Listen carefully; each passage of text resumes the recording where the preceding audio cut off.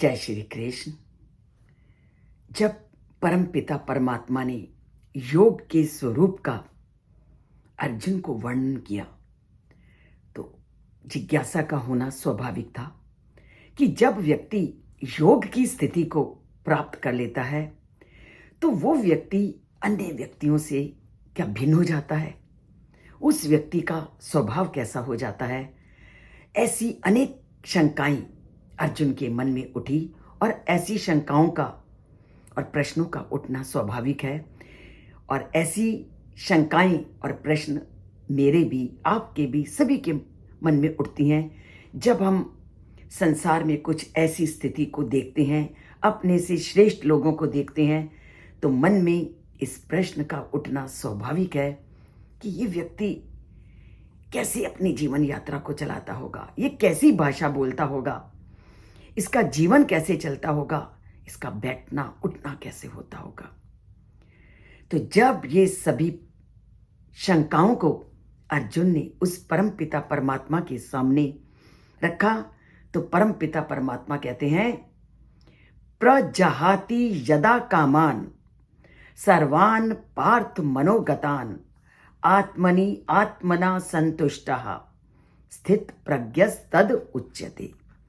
वो कहते हैं कि हमारे मन में लगातार अनेक इच्छाएं, अनेक अभिलाषाएं उठती रहती हैं और जब कोई स्वार्थ युक्त कामनाओं को, इच्छाओं को और मन को दूषित करने वाली इंद्रियों की तृप्ति से संबंधित इच्छाओं और कामनाओं का त्याग कर देता है और केवल आत्मज्ञान का अनुभव करता है तो क्या कहलाता है? वो स्थित प्रज्ञ कहलाता है।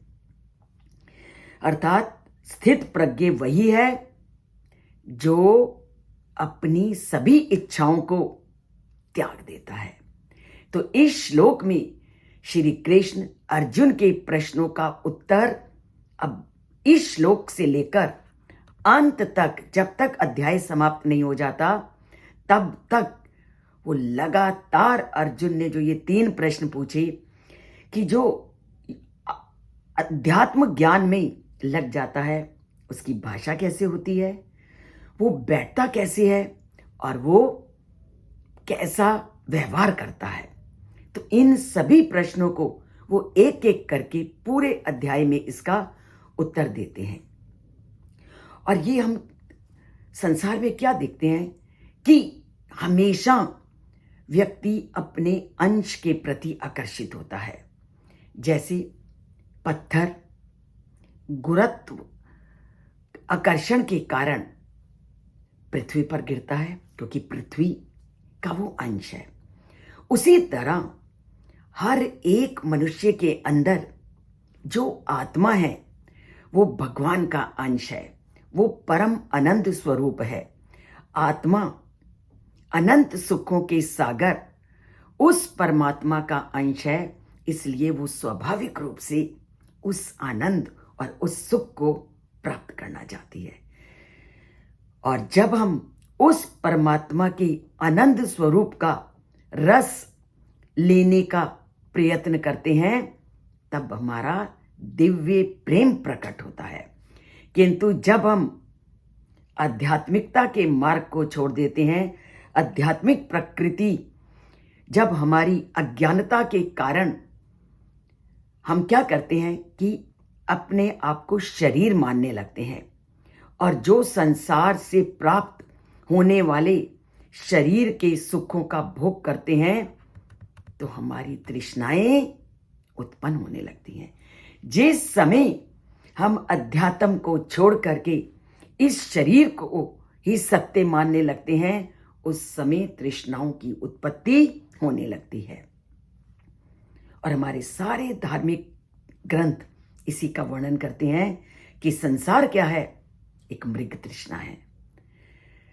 तो रतीले स्थान पर क्या होता है, हिरण जल की तलाश में भागता है और जहां जहां सूर्य की किरणें पड़ती हैं उस रेत पर उसको पानी दिखता है, वो और आगे भागता है। फिर वो उसको और आगे वो पानी दिखता है। तो वो मृग तृष्णा में आगे भागता भागता अंत में मौत को गले लगा लेता है। और वही स्थिति जिस दिन हमने इस शरीर को आत्मा मानने लगे, उसी दिन से तृष्णाओं ने जन्म लेना शुरू कर दिया। और उसी तृष्णाओं को पूरा करते करते अंत में हम मृत्यु के गोद में समा जाते हैं और संसार से चल पड़ते हैं। क्योंकि तृष्णा एक ऐसी चीज है जिसका कभी नाश नहीं होता। राजा है तो वो सम्राट बनना चाहता है, सम्राट है तो वो देवता के पद को प्राप्त करना चाहता है, स्वर्ग का देवता स्वर्ग के राजा इंद्र को पाना चाहता है, और इंद्र सृष्टि की रचना करने वाले ब्रह्म को पाना चाहता है। तो भौतिक सुखों की कभी भी समाप्ति नहीं होती। आप एक तृष्णा को उत्पन्न करो, वो एक तृष्णा आपको अनेकों इच्छाओं की ओर ले जाएगी, और लालसाओं को जन्म देना कोई मुश्किल नहीं। लालसाएं एक के बाद एक करके आपके अंदर उत्पन्न होती रहेंगी और परमात्मा से आपको अलग करती रहेंगी। पर जिस दिन उस अध्यात्म की आपको अनुभूति हो गई या मुझे उसकी अनुभूति हो गई, तो उस समय हम लोकातीत होकर सिद्ध अवस्था को प्राप्त कर लेंगे, और उस समय हमारे इस मन में उत्पन्न होने वाली सारी इच्छाओं का नाश हो जाएगा। तो क्या कहा कठोपनिषद में, यदा सर्वे प्रमुच्यन्ते कामा ये अस्य हृदय श्रितः अत्सो अमृतो भवति अत्र ब्रह्म समुष्यते। कि जब कोई मन में समस्त स्वार्थ युक्त कामनाओं को नष्ट कर देता है, तो सारे सांसारिक बंधन उसके नष्ट हो जाते हैं और वह जन्म और मृत्यु के जाल से मुक्त हो जाता है। तो जन्म और मृत्यु के जाल से मुक्त होना है तो सबसे पहले अपनी सांसारिक इच्छाओं को दमन करो, सांसारिक इच्छाओं को रोको और उस अध्यात्म के मार्ग में चलना शुरू करो, क्योंकि वही आपकी मुक्ति का साधन है, वही आपको संसार से बंधन मुक्त करेगा और जीवन के लक्ष्य को आपको प्रदान करेगा। तो जुड़ते हैं उस परमात्मा से, संसारिकता से ऊपर उठते हैं।